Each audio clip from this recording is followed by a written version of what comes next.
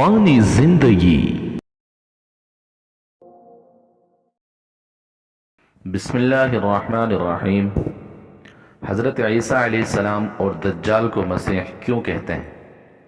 مظاہر حق شرح مشکاہ میں ہے کہ دجال کو مسیح اس لیے کہا جاتا ہے کہ اس کی ایک آنکھ ملی ہوئی ہوگی، یعنی وہ کانا ہوگا یا کہ وہ ممسوح ہوگا، اس لیے اس مناسبت سے اسے مسیح کہا جاتا ہے۔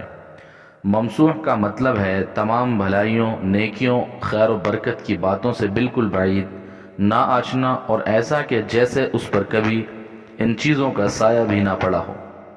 اور ظاہر ہے اتنی بری خصلتوں کا حامل دجال کے علاوہ اور کون ہو سکتا ہے؟ حضرت عیسیٰ علیہ السلام کو مسیح کہنے کی وجہ کیا ہے؟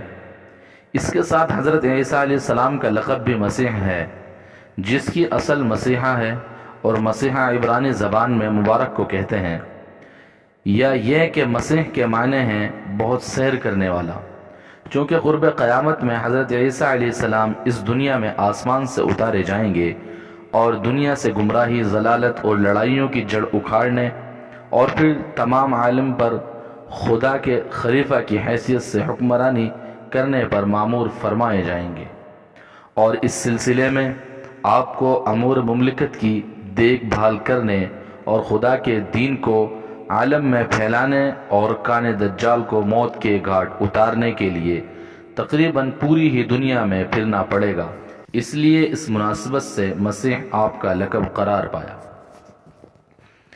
بہرحال لفظ مسیح کا اطلاق حضرت عیسیٰ علیہ السلام اور دجال ملعون دونوں پر ہوتا ہے، اور دونوں کے درمیان امتیازی فرق یہ ہے کہ جب صرف مسیح لکھا اور بولا جاتا ہے تو اس سے حضرت عیسیٰ علیہ السلام کی ذات گرامی مراد لی جاتی ہے، اور جب دجال ملعون مراد ہوتا ہے تو لفظ مسیح کو دجال کے ساتھ مقید کر دیتے ہیں، یعنی مسیح الدجال لکھتے ہیں اور بولتے ہیں۔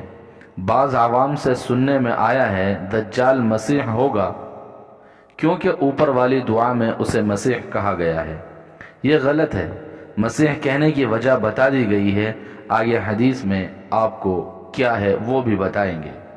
زمانہ نبوت میں دجال کا عام تذکرہ ام المؤمنین حضرت ام سلمہ رضی اللہ تعالی عنہ فرماتی ہیں کہ ایک رات مجھے دجال یاد آ گیا، خوف کی وجہ سے مجھے نیند نہ آئی، پھر آپ صلی اللہ علیہ وسلم نے انہیں تسلی دی، اور اسی طرح حضرت حفصہ رضی اللہ تعالی عنہ نے حضرت ابن عمر رضی اللہ تعالی عنہ کو بہت نصیحت کی کہ دجال سے بچے رہنا۔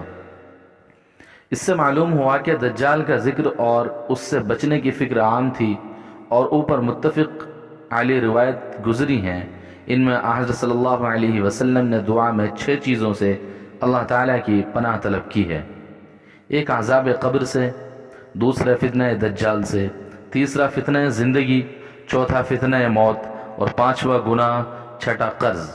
قرض ایک عام سی چیز ہے جو ہر انسان پر تقریباً زندگی کے کسی نہ کسی حصے میں ہو جاتی ہے۔ حضور صلی اللہ علیہ وسلم نے اس سے بھی بچنے کی دعا مانگی ہے۔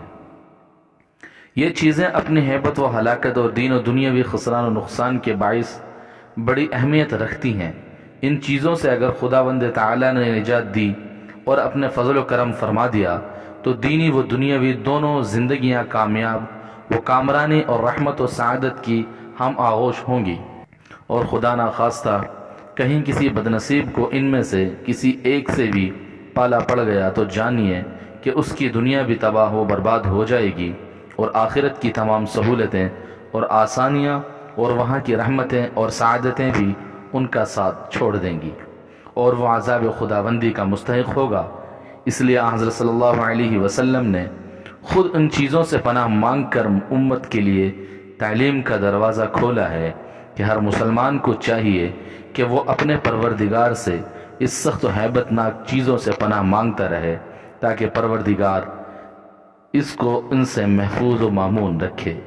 عذاب قبر اور فتنہ دجال یہ تو بالکل ظاہر ہیں، ان میں فتنہ دجال کی تشریح و توضیح ہم آگے کریں گے۔ تب تک اپنا اور اپنوں کا خیال رکھیے۔ اللہ حافظ۔